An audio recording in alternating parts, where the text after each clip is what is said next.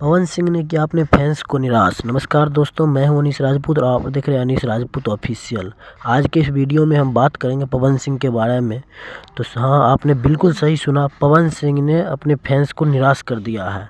जैसे कि आप लोग पूछ रहे थे कमेंट बॉक्स में कि पवन सिंह का न्यू ईयर का सॉन्ग कब आ रहा है, तो मैं आप सभी को बता दूं कि पवन सिंह का न्यू ईयर का सॉन्ग नहीं आ रहा है और आज भी इस बार भी नहीं आएगा और इससे 2-3 साल पहले से भी नहीं आ रहा है, क्योंकि 5 जनवरी को पवन सिंह का जन्मदिन होता है, जिस पे फोकस करता है जन्मदिन पे, और वो न्यू ईयर का सॉन्ग नहीं लाते। लेकिन फिर भी दर्शक लोग का डिमांड होता है कि न्यू ईयर सॉन्ग आना चाहिए, लेकिन कोई बात नहीं, इस बार न्यू ईयर सॉन्ग फिर से नहीं आ रहा है।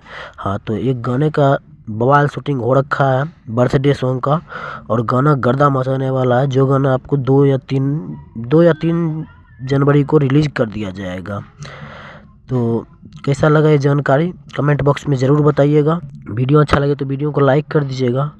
अगर अगले साल न्यू ईयर का सॉन्ग चाहिए तो कमेंट बॉक्स में ज़रूर बताइएगा। मिलते हैं किसी अगले वीडियो में, तब तक के लिए बाय।